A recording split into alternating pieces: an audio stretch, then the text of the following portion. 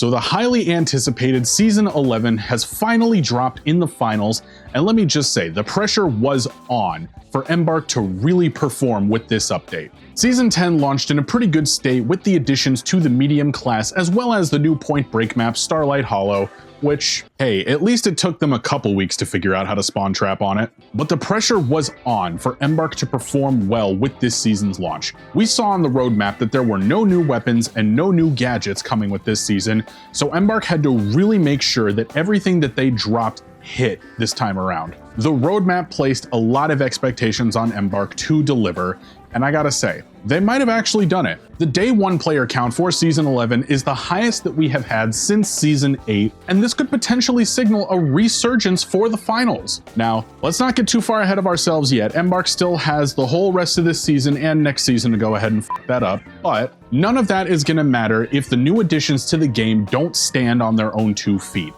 And I gotta say, they're mostly good. Starting off with the new map, the Galaxy Estates map is fantastic. Embark's map designers have always been on their game. I've always given them credit for that, and I'm going to continue to give them credit for that here, because this is another potential top 3 map in the game, y'all. The vibes on this map are kind of like that old movie Planet 51, mixed with a little bit of Santa Modesta from the original Destroy All Humans, so if you were also a 90s kid and your knees fucking hurt, you probably get both of those references. The map is far and wide, and it has a good mix of indoor and outdoor areas that gives all play styles their time to shine. The speed rails make getting around this huge map so much more convenient than it would be to just run, kind of like how it is on Nozomi. And those speed rails also help make some pretty chaotic and crazy engagements with either melee or ranged weapons, so there are tons of new ways to get into fights with other teams, and you know damn well that if you run into another one while you're rotating, it is going to be a bloodbath. The gravity wells also make for some pretty crazy vertical battlefields as well. It's kind of like having a constant grav cube on the ground, so for all us Calvin the Cube enjoyers out there, we're having a real fun time playing around in these parts of the sandbox. And so far the vibes are all there, unlike when Fang Wai dropped and Hyper legitimately thought it was a fake map for half the season because he never got to play it. There is a limited time playlist where you can just play Cashout on the new map for the first week of the season. Now I wish they would go ahead and give us a little more time with this LTM map mode, you know, give us some more time to really experience everything the Galaxy Estates has to offer, but I'm at least glad that we've got a chance for the first week of the season to really sink our teeth into the new content. So all in all, the new map is a hit. Now, if you've ever wanted to wake up in the morning and feel what it's like to be a Ruby player, I've got some good news for you, because the cashout bot matches have been added to the game finally. Now you can warm up in an actual cashout match rather than just shooting dummies in a barrel in some of the practice range challenges. This now gives us a full, formal way to really feel like we're getting in the game before we hop into ranked, before we hop into cashout, and I gotta say, I'm really loving the cashout bot matches too. You play a full tournament with the bots and you can genuinely warm up your aim, genuinely warm up your game sense, your movement, etc. And I gotta say, it's a really good time.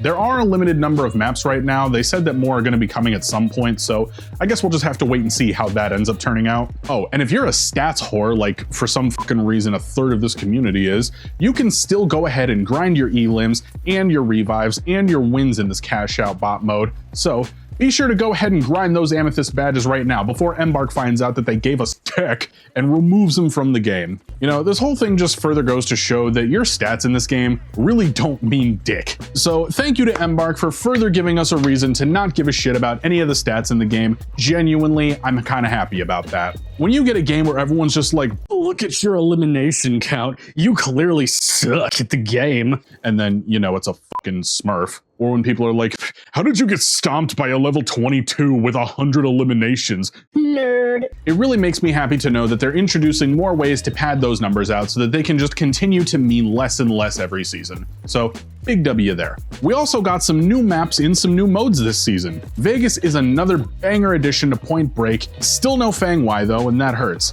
It feels like they're taking pleasure in blue balling us every season, going, hey, there's gonna be a brand new map in Point Break. It's not Fang Wai! I mean, look, as long as the pool gets diluted and I don't have to get spawn trapped on Starlight as much, that's all I really care about. Monaco and TDM is also fine. I never really play Team Deathmatch. It's kind of just what I play when I'm either warming up or fucking around, but I'm gonna be honest, I already thought Monaco was already in there. And now that I found out that it wasn't in there previously, I'm kind of mad about it. Like, the f you mean an original map wasn't in this game mode that you added 5 seasons ago? Like, yeah, hi, welcome to McDonald's. Oh, I'm sorry, you wanted some nuggets? Okay, here you go. No sauce though. Gonna have to wait 5 seasons for some sauce. So all in all, good additions to the game. I would have been pissed if this was like a main piece of content that we got for this season, but I'm really glad that it's a part of the additions. All right, and then gonna get into a lightning round of some other things that they added before we get into the big one, the melee rework. They added some HUD improvements to the game. Barely. The new player experience that they're putting some time into looks really good. I'm not a new player, so it doesn't really matter all that much to me, but I'm at least glad they're finally investing in ways to teach people how to play their game, other than just being like, hey there, partners, you know how we pay you a bunch of money to make videos on the game? Well, you go teach the new people how to do it, because we don't wanna.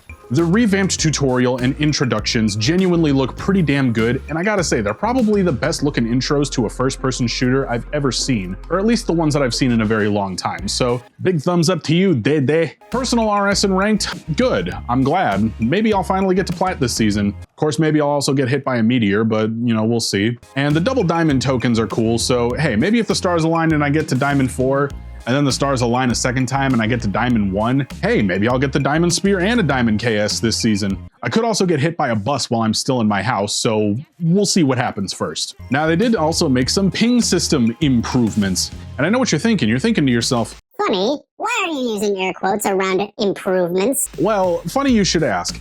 I used to be able to just hit an emote by tapping B on my keyboard, and now they've changed my keybind, so now I have to hold V and scroll through a fucking menu just to get to the goddamn emotes. How the fuck am I supposed to pop my pussy on a team I just mollywopped when I have to scroll through menus to get there? It would have been better if they didn't mess with our keybinds, and maybe I can still insta-emote, I just have to retweak them again.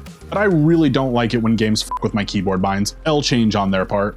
Plus, I'm gonna be so for real here, but how many times do you really see people using advanced pings in the game? Most of the time this game is so chaotic that we don't have time to do more than just click the ping button and hope that everybody contextually gets what we're pointing at. You know, especially when you bury things in menus on top of menus like this, it's really just not intuitive. So this next change I'm gonna affectionately refer to as the sponsor countdown. Sponsors are apparently gonna be changing in season 12, so this season they're making it a lot easier for us to beeline our sponsor tracks and earn everything that we haven't gotten already. Now, it's nice that they're giving us a chance to earn it all, but with how slow sponsors end up giving you fans, I honestly think that this might not be enough. They may need to bump it up to 2.5 or even 3 times the rate to make this even possible for anybody that hasn't been playing since season 4. Even though I hit Emerald last season, I only maxed Alpha Acta, and then I got a couple more levels on Ingimo, so if I hit Emerald again this season, I might only be able to max Zult and Ingimo before the end of it all, leaving me with nothing from Holtau, and still missing half the shit from Osbooz. Oh, and there's still no CNS track either, so fuck everybody that didn't get their anonymous membership cards in season 2 and 7, I guess. And there's also no track for the new sponsor Cometa either, but considering they're apparently scrapping what's already here next season, I can't be too mad that they're not giving us any more things to potentially miss out on, so W, maybe? They also gave us a bunch of Twitch drops because that totally counts as content. By the way, don't you love how they give all their attention to the Twitch side of this gaming community? They give no fucks about the YouTube side at all, which is kind of crazy considering that YouTube is the thing that gives them long-term visibility. But oh, and in case you missed it, TGM 26, the road to the majors has been updated. Seriously, all the shit with the majors they continue to push every fucking season just continues to piss me off. It feels like we can't have a single update anymore without being reminded, the majors are right around the corner. Don't you miss out on your chance to watch people that are better than you play the game. Stop playing the game right now and go watch other people play it from the sneako chair where you belong, you filthy casual. It's annoying. Can we please go a single seasonal update without having an entire paragraph dedicated to the pro scene circle jerk?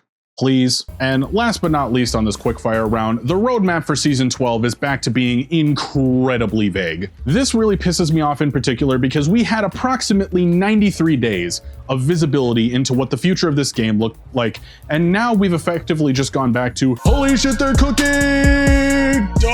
Embark! All right, and now the big one, the melee rework.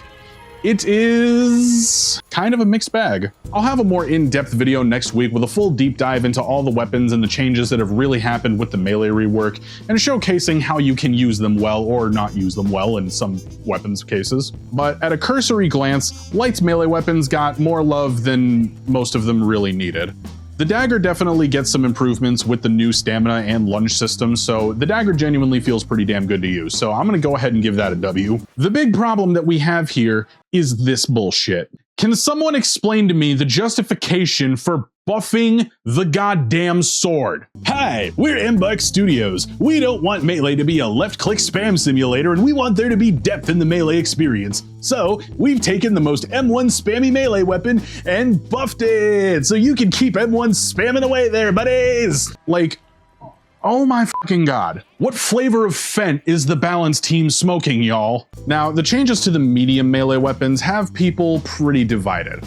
Personally, I've been enjoying the new riot shield with the bash and lunge technique, using them in tandem to take people down, although I know that there are a lot of people that think that the bash is useless and that the riot shield is just broken at this point, so we're gonna have to give it some time for people to fall into their new pattern of use with the riot shield. Now, the dual blades from the outside look like they got completely broken.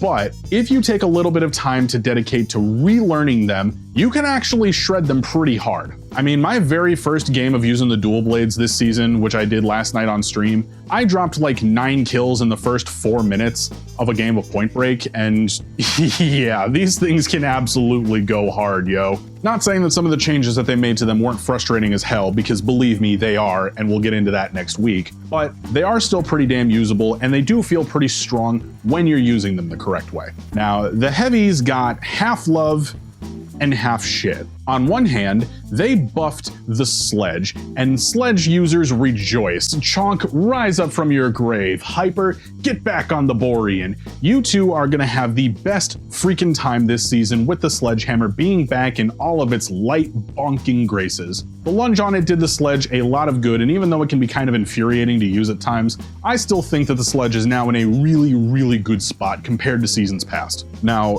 the part of this that kills me is that they fucked the spear. Much like the sword, I am going to very calmly and very gently ask in a level-headed tone of voice and state of mind for somebody on the Embark balancing team to justify this bullshit. What the fuck do you mean that the least picked melee weapon gets a lunge nerf and a damage nerf to both swings? Oh, and in case that wasn't enough, they also took the tech where you can hit people over the top of barricades with a spin to the fucking graveyard. So goodbye the last piece of usable fucking technique that I had to make this damn thing usable. So yeah, I'm gonna have to take some more time to figure out exactly how this thing needs to be used and report back to you guys. I'm not gonna give up on it completely just yet, but this almost single-handedly killed all of my joy when it came to this season. As a spear user, I asked for one thing, okay, 2 things.